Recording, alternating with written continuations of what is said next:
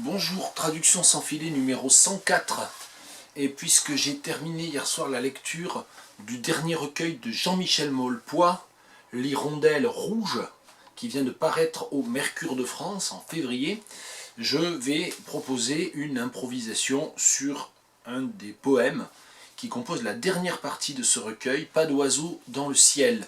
Alors quelques indications pour vous dire bien que si vous ne connaissez pas la poésie de Jean-Michel Maulepoix, qui est non seulement un grand essayiste, spécialiste du lyrisme, qui a écrit des livres magnifiques, La Voix d'Orphée, Le poète perplexe notamment, mais aussi Adieu au poème, c'est aussi un poète que j'ai découvert il y a assez longtemps déjà. Je veux dire que j'ai découvert qu'il était poète après avoir connu son œuvre d'essayiste et de critique, et c'était dans un des hasards des vides-greniers. Je me rappelle avoir acheté pour vraiment une bouchée de pain ces portraits d'un éphémère, qui est un texte fabuleux du milieu des années 80 je crois, et que j'ai donc acheté en Picardie à l'époque où j'habitais à Beauvais. Voilà, ça c'est pour la partie un peu autobiographique. Donc désormais je rate assez rarement ces publications, et en particulier ces publications poétiques.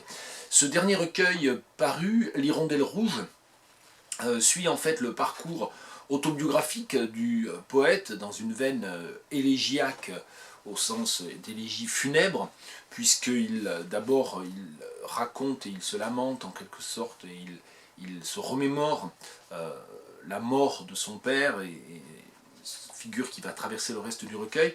Et ensuite, au fur et à mesure du recueil, il y a plusieurs différentes parties composées en moyenne de 8 à 10 poèmes en général, de 8 à 10 pages, c'est de la prose, ça ressemble à ça à peu près dans la présentation. Et, euh, et ensuite, il y a les scènes d'accompagnement de sa mère dans une maison de retraite, qui est véritablement décrite comme un mouroir, avec des images et une approche qui n'est pas si éloignée que cela de celle du dernier volume du journal de Pierre Bergogneau, du carnet de notes de Pierre Bergogneau. Et puis sa mère meurt en fait. Et donc voilà, donc c'est un recueil dont les dernières parties sont consacrées vraiment à la remémoration euh, attristé, profondément mélancolique, du passé, et du passé de ses parents et de sa relation à ses parents. Donc c'est pas un livre gai, mais c'est un très beau livre. C'est voilà, une sorte d'oraison en quelque sorte. Alors l'hirondelle rouge, ça vient de Miro, ça vient d'un très grand nombre d'éléments dans la description de l'oiseau et dans la fonction attribuée à l'oiseau. J'ai choisi donc un des tout derniers poèmes du recueil, il se trouve à la page 112. Lorsque les hirondelles sont parties, j'aurais voulu que la maison de mon enfance fût soudain gelée, très blanche, pareille à un château de glace, tout à coup inaccessible à flanc de montagne ou d'enfer, comme tombée sous le charme de quelque sorcière froide, ou fille de neige soufflant sa buée sur les vitres opaques où la lumière du jour refuse à présent d'entrer. Oui, j'aurais aimé que ce logis d'autrefois fût pour le soleil comme pour la mémoire une tombe. Tonalité donc élégiaque, très soutenue, recours à l'imparfait du subjonctif au début et à la fin du poème.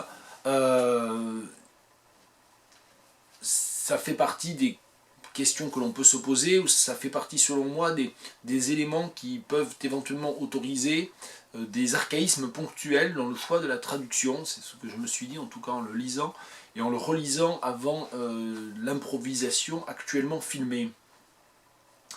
Il y a évidemment toute la question des images, bien sûr, le château de glace, la sorcière froide, la fille de neige.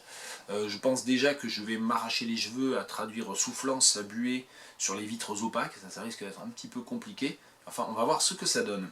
Lorsque les hirondelles sont parties, when the swallows went away, when the swallows left, j'aurais voulu que la maison de mon enfance fût soudain gelée. I would have liked. Alors, est-ce qu'on dit the house of my childhood? Oui, je pense plutôt. My childhood's house, je ne suis pas trop certain, donc je ne vais pas le risquer. The house of my childhood to be suddenly frozen. Voire même to freeze suddenly, en fait, en dépassivant, enfin en utilisant une tournure active. To become very white, très blanche, pareil à un château de glace. very much like a castle of ice. Tout à coup inaccessible à flanc de montagne ou d'enfer. Alors il y a une double difficulté ici qui est tout d'abord que je ne suis pas sûr de savoir traduire à flanc de montagne, je dirais against the slopes of a mountain, je pense si j'avais à le décrire, à l'utiliser dans un texte on va dire plus technique ou moins, enfin qui en tout cas n'aurait pas de valeur poétique. Against the slopes of a mountain, ou peut-être on the mountainside, against the mountainside, mountainside. Alors ici, il ne faut pas évidemment sous-estimer le fait que je traduis un poème quand même, que je dois penser à cette question cette double question du rythme et de la langue. Suddenly inaccessible.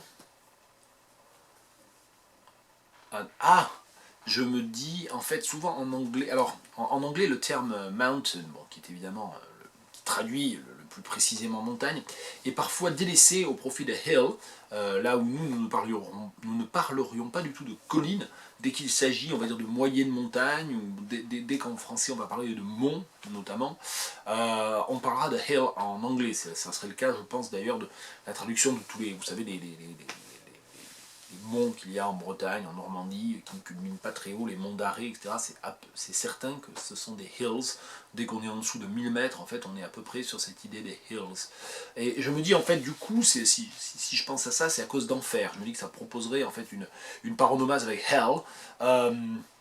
Donc je vais peut-être essayer ça. Suddenly inaccessible on its hillside, or on its hellside. Donc je vais prolonger, même accentuer le côté néologique ici. Comme tomber sous le charme de quelque sorcière froide.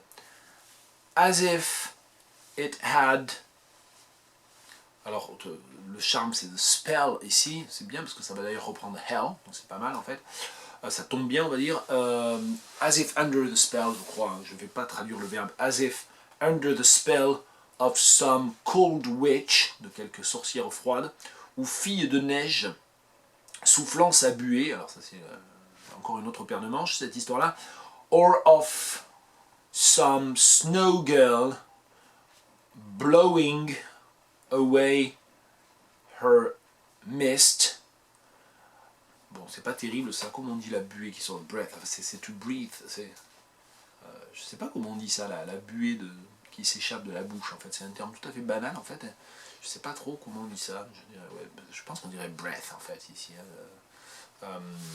Bon, c'est un défaut de connaissance de ma part ici. Blowing her mist against the opaque window panes, où la lumière du jour refuse à présent d'entrer, through which daylight will not enter anymore. Et je vais moduler le à présent en anymore, et surtout je vais moduler le refuser en will not, parce qu'il y a cette valeur du will en anglais qui n'a pas uniquement une valeur de futur, hein, comme le croient trop souvent les étudiants par exemple, qui fait que en fait il y a beaucoup de will dans le sens anglais-français qu'on traduira par des vouloir ou des refuser, hein, à la forme négative. Donc ici je vais réintroduire ça. Through which daylight will not enter any longer. Oui, j'aurais aimé que ce logis d'autrefois fut pour le soleil comme pour la mémoire une tombe. Indeed, I would have liked this... Ah, peut-être que là je vais risquer un petit archaïsme en me rappelant ce que j'ai dit tout à l'heure, restitution des imparfaits du subjonctif, peut-être dans le lexique, dans un lexique un peu archaïsant. I would have liked this house of yesteryear to be for the sun, to be for the sun and for memory a grave. Ça paraît curieux d'un point de vue rythmique de terminer par to be for a grave. To be a grave, c'est vrai qu'en anglais on dirait plutôt to become a grave. Bon, je vais plutôt dire ça, même si du coup on ne finit pas par le mot tombe, ce qui pose peut-être un autre problème. Indeed, I would have liked this mansion of yesteryear, this house of yesteryear, to be a grave for the sun as well as for memory. Et donc, on en finit de cette improvisation en 10 minutes chrono de la page 112 de l'Hirondelle rouge.